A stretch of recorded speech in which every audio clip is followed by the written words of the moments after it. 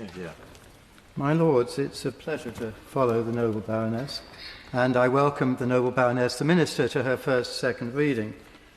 I welcome elements of this new portmanteau bill and the Noble Lady, the Minister's assurances at the beginning of this debate on the focus being on fighting basic crime.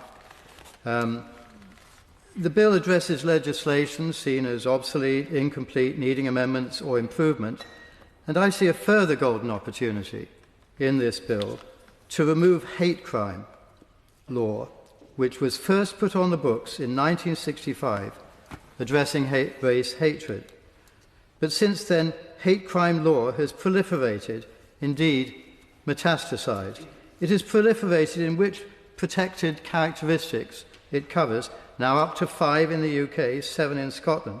It's proliferated in the triviality that can now incur the police's attention. It's proliferated in political agendas being pursued, with some hateful beliefs allowed to flourish, but less politically modish views cracked down on.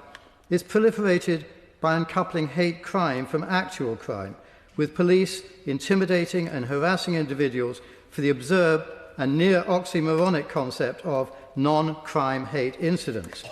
It's proliferated in the many new organisations claiming to unearth hate crime and hate speech, funding false narratives of hate crime, dividing the nation further, but with no reduction in hate crime. Hate crime has crystallised as the useful tool of left identitarians, dividing and conquering by inciting grievance within the identity groups whose votes they seek to capture. Set against this, my lords, is free speech, where in this country we traditionally do not believe in thought crime. Our first Queen Elizabeth famously said she had no desire to look into men's souls. But now we have policemen saying, I need to check your thinking. Free speech advocates see the need to tolerate it when people say disgusting things we don't like. Only ordinary criminal law, not hate crime law, should be deployed in such circumstances, and only then if there is intent to incite imminent violence.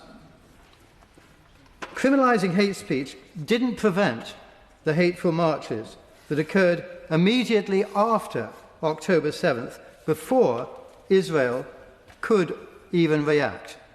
Nor did it stop the continuation of those marches after the ceasefire had been achieved.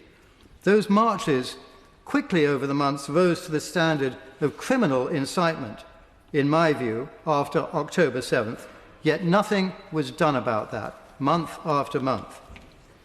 Is there any evidence, my lords, that the invention of hate crime has reduced the number of attacks on minorities? Try asking Jews in Manchester that question, or Muslims in Bethnal Green. Meanwhile, hate crime law has led to the police being confused, overstretched, badly led, distracted from fighting actual crime. Not one burglary was solved in 48% of English and Welsh neighbourhoods in the past 3 years. The police's soft target now is to pursue the unthreatening middle-class tweeter rather than shoplifters, phone muggers, burglars, drug dealers. My lords, to redirect the police, we need to get hate crime off the statute book, while ensuring that within the criminal code we have adequate provision for the punishment of any crime that's driven by the intent to intimidate, persecute or marginalise any group of citizens of whatever identity. Police could then focus on the numerous actual crimes that are committed daily, so that our police forces can return, as they say, to policing our streets and not our tweets. Yeah.